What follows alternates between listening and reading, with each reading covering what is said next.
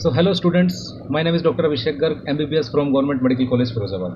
तो जो पिछली वीडियो थी उसमें हमने बात की थी फोरेंसिक मेडिसिन के ब्लंट ट्रॉमा इंजरीज की ना। तो हमने बताया भी था कि जो मैकेनिकल इंजरीज होती है उसको हम तीन पार्ट में डिवाइड करेंगे, ब्लंट ट्रॉमा, शार्प ट्रॉमा और स्टेप बाउंड, है ना। तो हमने इसमें बोला भी था कि जो ब्लंट ट्रॉमा है उसमें हम पढ़ेंगे एब्रेजन, कंट्यूजन, लेसरेशन और फ्रैक्चर है। और शार्प ट्रॉमा में हम बात करेंगे इंसिजन की, चॉक बाउंड की, इसके अलावा स्टेप बाउंड की बात करेंगे जिसमें पंक्चर बाउंड और परफोरेटिंग बाउंड की हम बात करेंगे ना।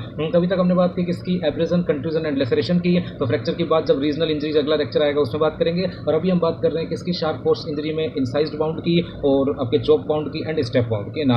तो सबसे पहले हम बात कर रहे हैं किसकी, इंसाइज्ड बाउंड की ना। इंसिजन और लेसरेशन में बहुत सारे डिफरेंस होते हैं ना। तो सबसे पहले हम बात करते हैं मैकेनिज्म क्या होती है इंसाइज्ड बाउंड के प्रोड्यूस होने की। तो ध्यान रखना, हमने बोला था कि जिस तरीके से कि लेसरेशन कब प्रोड्यूस हो रहा था, कोई ब्लंट ऑब्जेक्ट से प्रोड्यूस हो रहा था। ब्लंट ऑब्जेक्ट मतलब कोई हार्ड ऑब्जेक्ट, कोई भारी वस्तु जिससे आपके चोट लग रही हो ना, लेकिन शार्प नहीं होनी चाहिए। वो शार्प होगी तो वो चॉक बाउंड प्रोड्यूस कर देगी ना। भारी भी है, शार्प भी है, तो वो चॉक बाउंड प्रोड्यूस करेगी। सिर्फ भारी है तो वो लेसरेशन प्रोड्यूस करेगी, और सिर्फ शार्प है मतलब लाइट है और शार्प है तो वो इंसाइज्ड बाउंड प्रोड्यूस करती है ना। तो ध्यान रखना इस प्रकार से कोई ब्लंट वस्तु है, नहीं कोई भारी वस्तु है तो वो लेसरेशन प्रोड्यूस कर रही थी। इसी तरीके से कोई शार्प वस्तु है जो शार्प एज हो, जिसके शार्प किनारे हो, नुकीले, तो वो अगर पैरेलल मारा जाए टेंजेंशियल तो वो क्या करेगा, इंसाइज्ड बाउंड प्रोड्यूस करेगा ना। पैरेलल टेंजेंशियल मारा जाए इस तरीके से तो वो इंसाइज्ड बाउंड प्रोड्यूस करता है, ध्यान रखना ना। अगर परपेंडिकुलर मारोगे तो वो तो चॉक बाउंड स्टेप बाउंड में आएगा, मतलब स्टेप बाउंड में आएगा। परपेंडिकुलर मारोगे तो, और पैरेलल अगर कट लगा रहे हैं हम इस तरीके से तो वो हो जाएगा आपका इंसाइज्ड बाउंड, है ना। तो ध्यान रखना इसमें फीचर्स वही हैं जिस तरीके से वहां पर क्या था,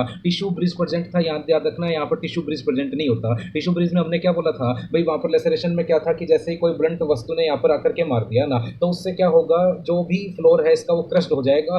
तो फ्लोर के अंदर जो भी ब्लड वेसल्स थी, नर्व फाइबर्स थे, हेयर बल्ब्स थे, वो सब क्रस्ट हो जाएंगे ना। लेकिन कुछ मोटी नर्व और ब्लड वेसल्स जो है बच जाती हैं, जिसकी वजह से वो घाव के एक किनारे से दूसरे किनारे की तरफ वो मतलब सेफ रहती है, वो क्रश नहीं होती है ना। वो तो वो एक तरीके से घाव के एक किनारे को दूसरे किनारे से जोड़ने का काम करती है, एक ब्रिज का काम करती है। इसे ही हमने बोला था टिश्यू ब्रिज ना। तो ध्यान रखना है, टिश्यू ब्रिज कब पॉसिबल है, जब किसी ब्लंट वस्तु ने मारा हो, कठोर या मतलब भारी वस्तु ने मारा हो जिससे क्रस्ट हो गई हो ब्लड वेसल, है ना, तभी टिश्यू ब्रिज पॉसिबल है। लेकिन आपको पता है इंसाइज्ड बाउंड में तो हम शार्प वस्तु ले रहे हैं यहाँ पे ना, तो वो तो चाहे कितनी मोटी ब्लड वेसल उसको काट देगा ना। तो यहाँ पर टिश्यू ब्रिज नहीं पाया जाता क्योंकि काट ही दिया उससे सारी की सारी ब्लड वेसल को, कोई भी ब्लड वेसल बचेगी नहीं जो घाव के एक किनारे से दूसरे किनारे तक जाती हो ना। तो यहाँ पे सारी ब्लड वेसल्स कट जाती है, इसलिए यहाँ पे क्लीन कट मार्जिन दिखते हैं, कोई क्रशिंग नहीं देखने को मिलती, कोई टिश्यू ब्रिज देखने को नहीं मिलता ना। जबकि वहाँ पर टीआईसी हमने निमोनिक बोला था, वहाँ पर टिश्यू ब्रिज देखने को मिल रहा था। इसके अलावा जो है टीआईसी में टिश्यू ब्रिज देखने को मिल रहा था, क्रस्ट फ्लोर्स देखने को मिल रहे थे और इरेगुलर मार्जिन था ना। जबकि यहाँ पर रेगुलर मार्जिन होते हैं, कोई टिश्यू ब्रिजिंग नहीं होता और कोई क्रस्ट फ्लोर नहीं होता, क्रस्ट स्ट्रक्चर होती नहीं है,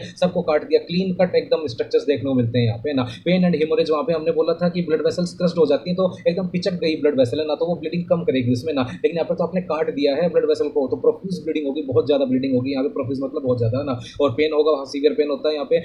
तो severe sharp pain because nerve ending are cleanly cut, bleeding is profuse because blood vessels are cut cleanly and can not retract easily, है ना। तो आप इजीली रिट्रैक्ट नहीं हो पाती वो, तो प्रोफ्यूज ब्लीडिंग होती है यहाँ पे। और डायमेंशन की बात करें, हमने बताया भी था कि एब्रेजन और कंट्यूजन 2 डायमेंशनल कंडीशंस हैं, जबकि इंसिजन, लेसरेशन ये 3 डायमेंशनल कंडीशन होती है ना। जनरली क्या होता है कि लेंथ जो होती है ना वो इंसिजन की सबसे ज्यादा होती है विड्थ और डेप्थ से ना। लेंथ का क्या मतलब है, जैसे कि मान लो ऐसा कट लगा कोई, है ना, तो जितना लंबा वो कट लगा है जितनी दूरी में, तो ये जितनी दूरी में कट लगा है ये उसकी क्या हो गई, लेंथ हो गई ना। जितनी चौड़ाई में लगा है वो हो गई ब्रेड्थ, और जितना अंदर बाउंड गया है वो हो गई उसकी विड्थ, सॉरी डेप्थ। तो रखना, जितनी लंबाई में लगा है वो लेंथ है, जितनी इस साइड चौड़ाई है वो विड्थ या ब्रेड्थ है, और जितना अंदर गया है बाउंड वो उसकी हो जाएगी डेप्थ। तो आप भी दिमाग लगा सकते हो, कोई भी कट लगता है इंसिजन, जब हम सर्जरी में भी इंसिजन लगाते हैं तो ऐसे लंबाई के लॉन्ग तो लगाते हैं, वो उसकी लेंथ ही ज्यादा होती है ना। जो विड्थ होती है वो कम होती है, डेप्थ भी कम होती है उसकी। तो लेंथ जो सबसे ज्यादा होती है इंसिजन में, फिर विड्थ होती है, फिर डेप्थ जनरली है ना। जनरली क्या, लेंथ तो ज्यादा ही होगी इसमें, विड्थ डेप्थ भी, विड्थ जनरली डेप्थ से ज्यादा होती है ना। क्योंकि अगर ज़्यादा डेप्थ हो जाएगी तो चॉक बाउंड बन जाएगा, वो इंसाइज बाउंड नहीं रहेगा ना। तो अब हम बात कर रहे हैं इंसाइज बाउंड के कुछ शेप की, ओब्लिक कट्स की और टेलिंग एंड बिवेलिंग साइंस की, है ना। तो ध्यान रखना, शेप क्या होती है, यूजुअली स्पिंडल शेप होता है वो ना। देखो आपने जहाँ से काटा, मतलब इस तरीके से हम काट रहे हैं, तो यहाँ पे हमने काटा इस तरीके से, तो जो ये चाकू है जैसे, तो चाकू ऐसे कोई चलाएगा तो ऐसे काटते हुए ले जाएगा वो ना। तो चाकू चलाया ऐसे काटते हुए ले गया, तो जहाँ पर ये जो चाकू होता है इसके कोई भी यहाँ पे ऑब्जेक्ट होता है ना, 2 एंड हम बोलते हैं इसके, टो एंड और हील एंड, ये हम पढ़ेंगे आगे भी। तो टो एंड जैसे पैर की उंगली उंगली नहीं होती, टो बोलते हैं पैर की उंगली को, और पीछे का हिस्सा हील बोलते हैं उसको ना। इसी तरीके से आगे वाला पार्ट टो एंड है, पीछे वाला पार्ट हील एंड है ना। तो हम ऐसे काटते हैं, तो टो एंड जो होता है ना वो ज़्यादा अंदर की तरफ जाता है ना। तो टो एंड ज़्यादा अंदर की तरफ जाएगा, तो मतलब जो हेड है उसका, टो एंड मतलब हेड है, हथियार का जो हेड है वो अंदर की तरफ जाएगा और बाद में वो ऐसे करते हुए लाएगा ना। इस तरीके से काटा, यहाँ पे लेके आ गया, तो हील एंड जो होता है वो एकदम सुपरफिशियली रह जाएगा, एक फ्लैप जैसा बन जाएगा हील एंड से, तो पट्टी जैसा बन जाएगा ना। तो आप देख सकते हो अंदर की तरफ जो है वो एकदम गहरा वो गया है हील एंड, जबकि वो जो टो एंड एकदम गहरे कट मारा है उसने, जबकि हील एंड जो होता है ना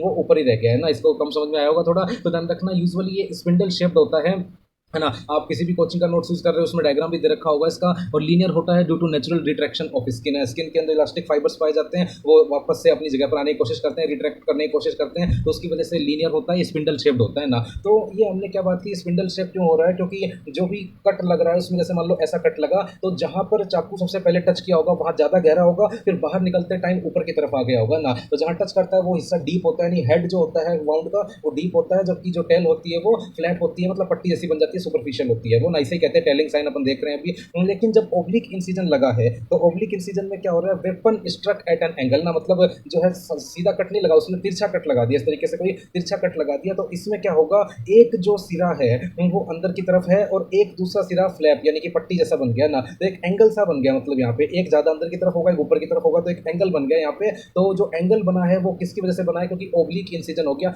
बिवेल्ड कट लगा दिए। बिवेल्ड का मतलब होता है तिरछे कट लगा दिए, जिसकी वजह से एक एंगल बन जाता है, एक स्लोप्ड एज बन जाती है यहाँ पे वाउंड के अंदर ये ना। और टेलिंग साइन भी यही है। टेलिंग साइन क्या है कि जो ऊपर की तरफ हिस्सा होता है, यानी कि जो टेल पार्ट होता है वेपन का, या फिर वाउंड का जो टेल होता है जहां से एग्जिट कर रहा होता है वेपन आपका, तो वो ऊपर की तरफ होता है, सुपरफिशियली होता है। तो वो सुपरफिशियली वहां पे तो एक नॉर्मल सा स्क्रैच होगा या फिर कोई एक फ्लैप होगी पट्टी जैसा होगा, तो उसको अपन कहेंगे टेल एंड ऑफ वाउंड है ना। तो वाउंड के दो एंड हो गए, एक होता है टेल एंड, एक होता है हेड एंड है ना। हेड एंड ज्यादा डीप होता है, टेल एंड सुपरफिशियल होता है, पट्टी के जैसा होता है वो ना।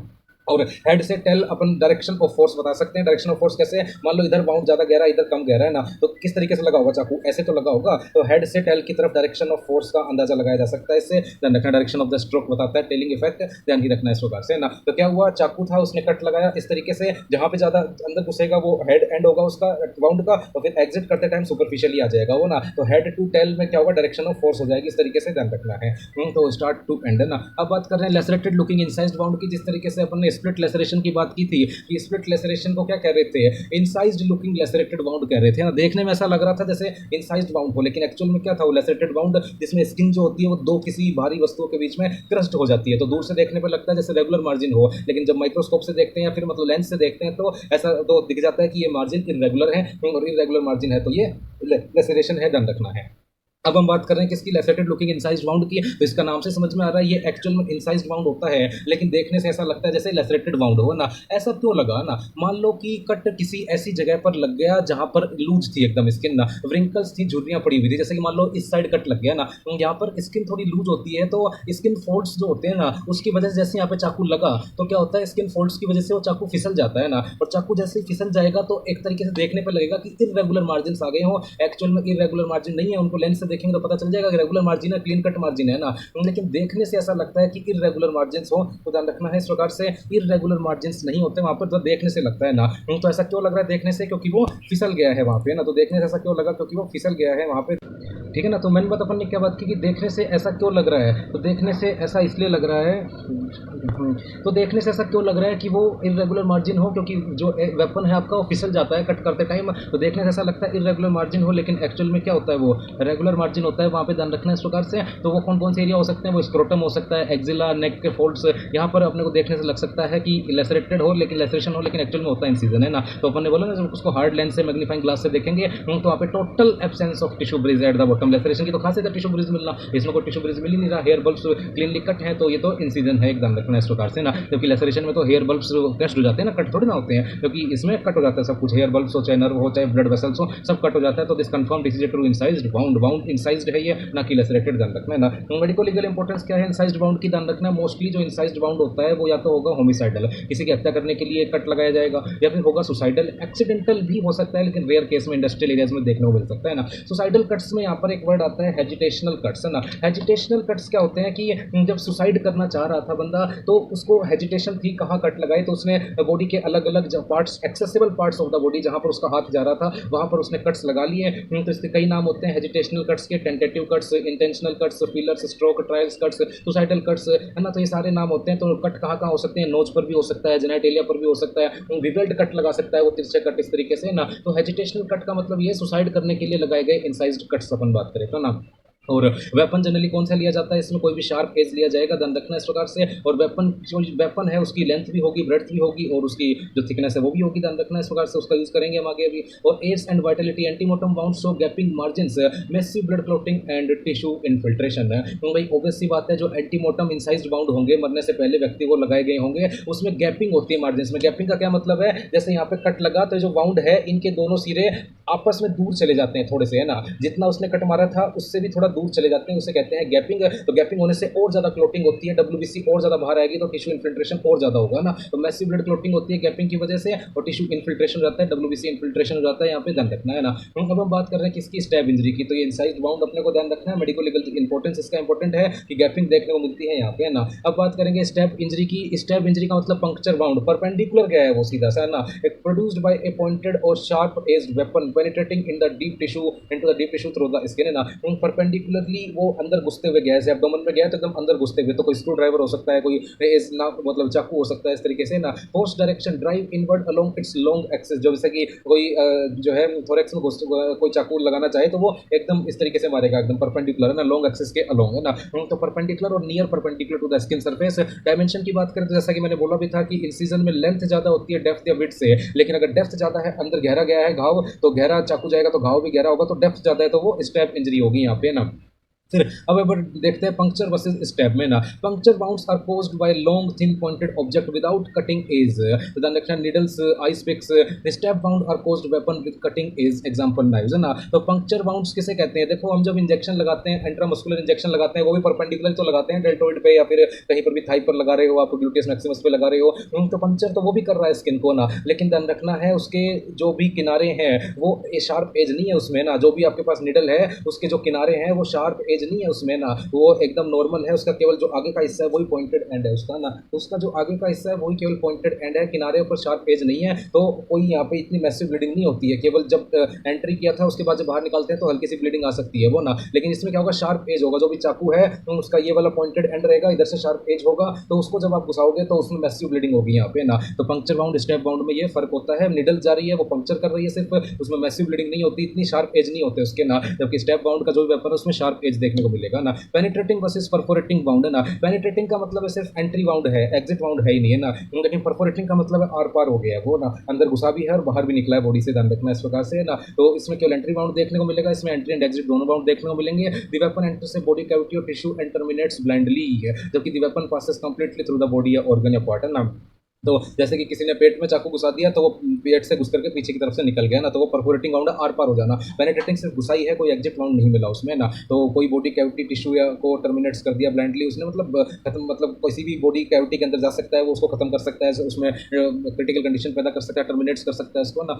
तो अब बात करते हैं डायमेंशन टेबल्स की। तो ध्यान रखना इस प्रकार से, इंसाइज्ड वाउंड, स्टेप वाउंड, चोक वाउंड, है ना। चोक वाउंड अभी देखेंगे हम डिटेल में इस प्रकार से, ठीक है ना। तो इंसाइज्ड वाउंड में तो क्या हो रहा था कि लेंथ ज्यादा है उसकी विड्थ से डेप्थ से, है ना। हमने बोला भी था इस तरीके से कट जो है लग रहा है, तो इस तरीके से अगर कट लग रहा है तो इसमें लेंथ जो है ज्यादा होगी, विड्थ भी कम होगी और डेप्थ भी कम होगी ना। जबकि स्टेप बाउंड में क्या एकदम परपेंडिकुलर जाएगा तो डेप्थ उसकी ज्यादा होगी लेंथ और विड्थ से। और फोरेंसिक कोरिलेशन देख सकते हो, sweeping movement of blade is, अपन बात के कोई भी ब्लेड है उसमें कट लगाओगे इस तरीके से लेंथ ही ज्यादा होगी उसकी। जबकि इसमें आप देख सकते हो deep penetration along blade axis, axis जो लॉन्ग एक्सिस है उसके अलोंग डीप पेनिट्रेशन करोगे तो डेप्थ ज्यादा आएगी। यहाँ पे length and depth are both prominent, इसमें लेंथ भी ज्यादा होती है, डेप्थ भी ज्यादा होती है, पढ़ेंगे अपन। क्योंकि लेंथ किसकी वजह से ज्यादा होती है, शार्प एज की वजह से है, और डेप्थ नहीं लेंथ किसकी वजह से ज्यादा होती है, ब्लंट एज जो होते हैं उसकी वजह से, जबकि डेप्थ ज्यादा होती है शार्प की वजह से। अपन देखेंगे heavy downward blow with sharp edge, है ना। तो अभी तक हमने क्या देखा, इंसाइज्ड वाउंड देखा और स्टेप वाउंड देखा ना। इंसाइज्ड वाउंड मैंने क्या बोला कि कोई भी ज्यादा भारी हथियार नहीं था, लेकिन उसके किनारे क्या थे, शार्प थे, तो उसने कट लगा दिया यहाँ पे ना। स्टेप वाउंड में क्या देखा, वही था वेपन तो, लेकिन उसने परपेंडिकुलर एंट्री की है बॉडी में ना। जबकि इंसाइज्ड वाउंड में यहाँ पे पैरेलल उसने टेंजेंशियल कट लगाया है ना। चॉप वाउंड में क्या होता है कि वेपन शार्प एज वाला भी था और साथ में भारी भी था, blunt object plus sharp edge है, तो वो क्या करेगा, थ्रस्ट भी करेगा और कट भी करेगा ना। तो उसमें क्या होता है, लेंथ और डेप्थ दोनों ही प्रोमिनेंट आती है चॉप वाउंड में। ध्यान रखना है। तो पहले बात करते हैं लैंगर्स लाइन की या क्लीवेज लाइन्स की, है ना। तो लैंगर्स लाइन क्या होती है, जो अपनी स्किन होती है इनके अंदर पाए जाते हैं कोलेजिनस फाइबर, है ना। तो ये एक इमेजनरी लाइन होती है लैंगर्स क्लीवेज लाइन, जो अपनी स्किन के अंदर या बॉडी के अंदर कोलेजिनस फाइबर के अरेंजमेंट को शो करती है ना। अब या तो भाई अब स्टेप बाउंड कोई लगा रहा है, अभी स्किन के अंदर आप डायग्राम देख लेना एक बार, है ना, इसका आपके नोट्स में दिया होगा। तो जो स्किन के अंदर कोलेजिनस फाइबर्स का जो है क्या है, जाल बैठा हुआ है ना। अगर स्टेप बाउंड, अगर जो आपका स्टेप बाउंड है उन कोलेजिनस फाइबर के पैरेलल अंदर गया है उसमें वेपन आपका, तो क्या होगा, लेस गैपिंग होगी, है ना। गैपिंग का मतलब हमने बताया ही, बाउंड के दो दो किनारे हैं वो एक दूसरे से दूर चले जाएं, उसे कहते हैं गैपिंग। तो ध्यान रखना है कोलेजिनस फाइबर के अलोंग, जैसे कोलेजिनस फाइबर का जाल है, इसके अगर पैरेलल आपका गया है स्टेप बाउंड का वेपन, तो क्या होगा, गैपिंग कम होगी, यानी कि बाउंड के दोनों किनारे एक दूसरे से कम दूरी पर जाएंगे, तो उससे क्या होगा, जो बाउंड है वो कम खुलेगा, कम ब्लीडिंग होगी उसमें ना। लेकिन अगर परपेंडिकुलर कट्स आपने मारा है, स्टेप जो स्टेप बाउंड का वेपन है उसने परपेंडिकुलर लैंगर लाइन के कट मार दिया, तो अब इलास्टिक फाइबर्स रिट्रैक्ट करेंगे और मतलब गैपिंग उसमें ज़्यादा होगी, है ना। तो गैपिंग ज़्यादा होगी इस प्रकार से, तो वो ओवल या राउंड शेप यहाँ पे देखने को मिलेगा, जबकि पैरेलल कट्स में यहाँ पर क्या था, स्लिट लाइक या लीनियर और नैरो बाउंड इसमें देखने को मिलेगा। सीधी सी बात है, जहाँ गैपिंग कम होगी वो नैरो होगा, गैपिंग ज़्यादा होगी वो ओवल या राउंड हो जाएगा। ध्यान रखना इस प्रकार से, है ना। तो ओब्लिक कट्स में क्या हो रहा है, if it cuts at an angle it creates an asymmetrically triangular या वेज शेप्ड लेआउट।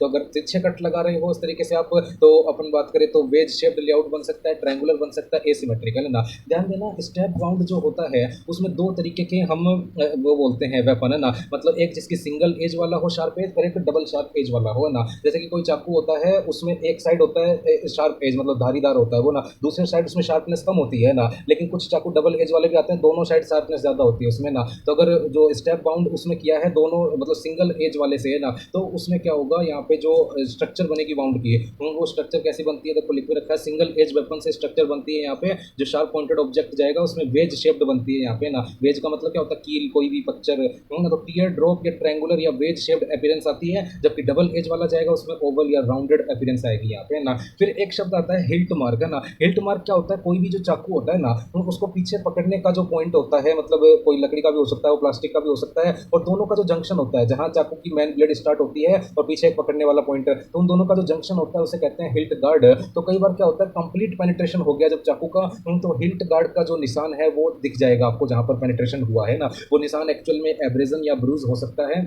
तो when a knife is completely plunged into the body up to the handle, handle जो हैंडल होता है ना उसका, उसे गिल्ट मार्क मतलब gilt hilt hilt guard उसे कहते हैं, तो वो स्किन के अंदर जाएगा तो वो एक रिंग ब्रूज या एब्रेजन बना देगा एंट्री बाउंड के चारों तरफ, समझ रहे हैं ना आप, एंट्री बाउंड के चारों तरफ एक रिंग ब्रूज या एब्रेजन बना देगा। और इस एब्रेजन या ब्रूज को देख करके हम काफी चीजों का पता लगा सकते हैं। क्या पता लगा सकते हैं, एक तो हमें ये पता चल गया कि कंप्लीट पेनिट्रेशन हुआ है तभी ये हिल्ट गार्ड का निशान आया है।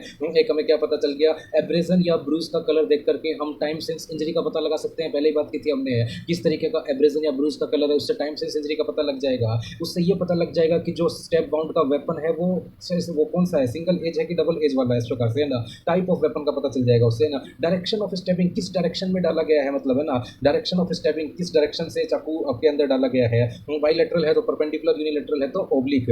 बाइलेटरल का मतलब क्या, दोनों ही तरफ, एंट्री बाउंड के दोनों तरफ एब्रेजन दिखे तो परपेंडिकुलर एकदम डाला गया है वो ना, और सिंगल से एक ही साइड दिख रहा है एब्रेजन या ब्रूज तो यूनिलेटरल, यूनिलेटरल है तो ओब्लिक उसमें स्टेप वो हुआ होगा, है ना, तिरछा डाला गया है वो ना, जबकि उसमें परपेंडिकुलर एकदम डाला गया है इस प्रकार से, है ना। तो स्टेप बाउंड में वेपन आपकी बॉडी के अंदर किस तरीके से डाला गया है, किस तरीके से गया है, उसके बेस पर जो है मतलब एब्रेजन या ब्रूज को अपन देख के बता सकते हैं ना। अब बात करते हैं इसमें किसकी, एब्डोमिनल डिस्टोर्शन एंड हाराकिरी की, है ना। तो it compressible region like the abdomen the weapon track depth can exceed the actual physical length of the knife. तो आप देख ही सकते हो इस प्रकार से जो भी बाउंड की डेप्थ होगी वो नाइफ की जो लेंथ होगी उसके इक्वल होगी या उससे भी ज़्यादा हो सकती है। ध्यान रखना इस प्रकार से, नहीं उससे, एक मिनट, तो बाउंड की जो डेप्थ होगी वो उससे भी ज़्यादा हो सकती है बिल्कुल लेंथ ऑफ द ब्लेड से। क्यों हो सकती है, क्योंकि टिश्यू यील्डिंग की वजह से, ना, मतलब पीछे की तरफ चलेगी टिश्यू ना, तो जो बाउंड बना है उसकी डेप्थ जो नाइफ है उसकी लेंथ से ज़्यादा हो सकती है। एब्डोमिनल वॉल कंप्रेशन हो सकता है, पीछे की तरफ जा सकती है, एब्डोमिनल वॉल टिश्यू यील्डिंग हो सकता है, जिसकी वजह से जो स्टेप बाउंड बना है, वही चाकू आपने डाला इस प्रकार से स्टेप बाउंड बना यहाँ पे, तो स्टेप बाउंड की डेप्थ तो चाकू की लेंथ के इक्वल होनी चाहिए,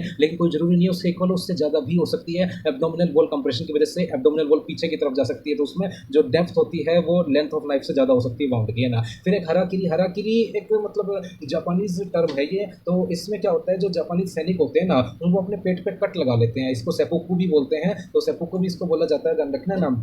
तो जापानीज़ सैनिक जो होते हैं अपने पेट पे क्या कर लेते हैं, कट लगा लेते हैं हेराकीरी में, तो एक सुसाइडल कंडीशन होती है, मतलब ये तो एक सम्मानजनक मतलब रिचुअलिस्टिक फॉर्म होती है, इस तरीके से ध्यान रखना है ना। तो person steps their own abdomen, खुद के पेट में कट लगा लेता है, हॉरिजॉन्टली कट लगता है वो ना, मतलब पहले वो स्टार्ट करता है अपने 9 क्वाड्रेंट रीजन, मतलब 9 रीजन होते हैं एब्डोमेन के, पड़े होंगे left iliac fossa, right hypochondrium, left hypochondrium umbilicus, उस तरीके से ना।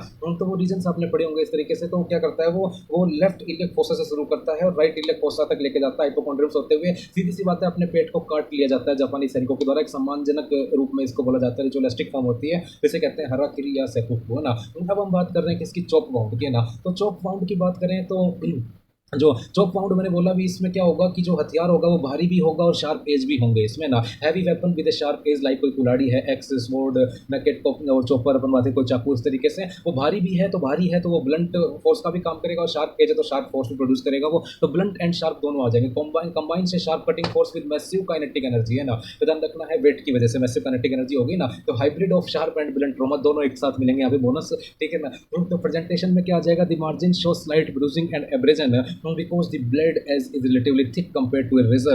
Hair bulbs are cut cleanly but adjacent tissue show mild crushing, है ना। तो ध्यान रखना है इसमें दोनों के फीचर मिलेंगे, लेसरेशन के भी और इंसिजन के भी, है ना। क्रशिंग भी देखने को मिलेगी, और लेकिन जो हेयर बल्ब्स हैं जो भी है उनको कट तो क्लीन होंगे, रेगुलर होंगे, उसमें कोई इरेगुलर नहीं होगा, क्योंकि मतलब बहुत हैवी प्रेशर जा रहा है ना, शार्प एज भी और हैवी प्रेशर भी जा रहा है ना, तो इस तरीके से क्रशिंग भी होगी और क्लीन कट भी देखने को मिलेंगे। इसमें कॉम्बो है, मतलब एक तरीके से शार्प ट्रॉमा और ब्लंट ट्रॉमा का ना। अब बात करते हैं examination and medico legal importance of chop wound. तो इसमें क्या है, ध्यान रखना है, ऑलमोस्ट एक्सक्लूसिवली होमिसिडल होता है। मेडिको लीगल इंपॉर्टेंस की बात करें तो एक्सक्लूसिवली होमिसिडल ही होता है ये, है ना। तो इसमें सुसाइडल वगैरह ये सब कंडीशन नहीं होती है। Accidental cases occur rarely in agriculture और forestry setups. Suicidal chop wounds are practically impossible. तो सुसाइडल चॉप पाउंड्स जो होते हैं वो प्रैक्टिकली पॉसिबल नहीं होते, तो ऑलमोस्टली होमिसाइडल ही होता है, रेयर कंडीशन में एक्सीडेंटल भी हो सकता है। और बोन इन्वॉल्वमेंट, मतलब इसका एग्जामिनेशन क्या है, chop pounds frequently cleave underlying bones causing flat fractures or linear cuts. The mark left on the bone can be matched microscopically to the weapon.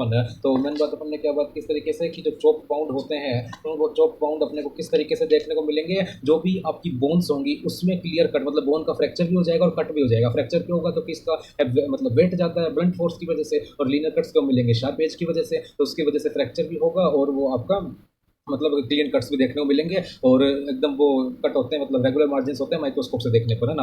अब बात करते हैं डिफेंस इंजरी की और इसके मेडिको लीगल इंपॉर्टेंस की, फिर क्वेश्चन अगले लेक्चर में देखेंगे। तो डिफेंस इंजरी दो तरीके की होती है, एक्टिव वर्सेस पैसिव। जैसा कि नाम से ही समझ में आ रहा है, डिफेंस इंजरी है, जो भी विक्टिम है उसने अपने आप को बचाने के लिए जो भी प्रयास किए उन प्रयासों की वजह से इंजरी हो गई उसको ना, वो डिफेंस इंजरी है। दो तरीके की एक्टिव डिफेंस इंजरी और पैसिव डिफेंस इंजरी, है ना। एक्टिव डिफेंस इंजरी का सीधा सा मतलब है ग्रैब और होल्ड दी वेपन की वजह से, है ना। कोई उसको मार रहा था, उसने चाकू हाथ में पकड़ लिया तो उसको इस हाथ में इंजरी लगेगी ना, तो वो पकड़ेगा हाथ में, तो ध्यान रखना है जो उंगलियों के बीच का स्पेस होता है इसे बोलते हैं वेब स्पेस, है ना। तो वेब स्पेस में तो पकड़ेगा, चाकू कैसे पकड़ेगा, तो वो वेब स्पेस में तो पकड़ेगा।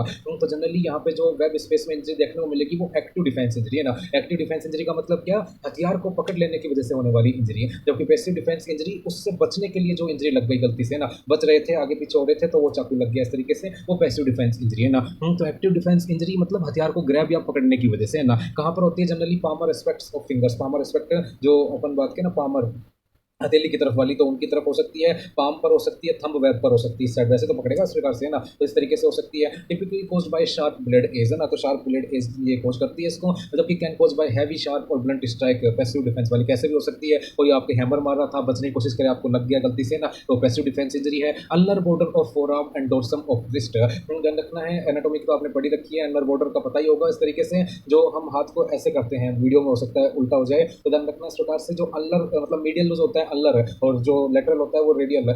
तो जो फोर आर्म का अल्नर बॉर्डर होता है मतलब मीडियल साइड, तो उसमें अगर इंजरी लग जाए, जब हम बच रहे थे इस तरीके से, तो यहाँ पे इंजरी हो गई, तो वो ulnar border of four arm पे क्या होगी, पैसिव डिफेंस इंजरी होगी। डोर्सम ऑफ द रिस्ट यानी कि कलाई के पीछे की तरफ इंजरी, वो भी पैसिव डिफेंस इंजरी में आती है ना। तो सीधा सा मतलब एक्टिव डिफेंस इंजरी का मतलब वेपन को पकड़ने की वजह से इंजरी हुई है। पैसिव डिफेंस इंजरी का मतलब वेपन से हम बच रहे थे, उसकी वजह से वेपन गलती से अपने को लग गया, तो वो इंजरी हुई है, पैसिव डिफेंस इंजरी, है ना। तो ये कहाँ पे होगी, एक्टिव वाली इस प्रकार से स्पेस में, और वो कहीं पर भी हो सकती है, generally ulnar border of four arm और डोर्सम ऑफ रिस्ट पे देखने को मिलती है। मेडिको लीगल इंपॉर्टेंस क्या है डिफेंस इंजरी का, प्रूफ ऑफ होमिसाइड, है ना। Defence injury generally homicidal case में ही देखने को मिलती है, एक्सीडेंटल सुसाइडल में तो बहुत ही कम चांसेस है, they are never present in cases of suicide, तो लिख दिया ना, सुसाइडल में तो होगी ही नहीं, never present in case of suicide में। सुसाइड में कहेगा डिफेंस इंजरी, जब पर्सन मरना ही चाह रहा है तो वो क्यों बचाएगा अपने आप को ना।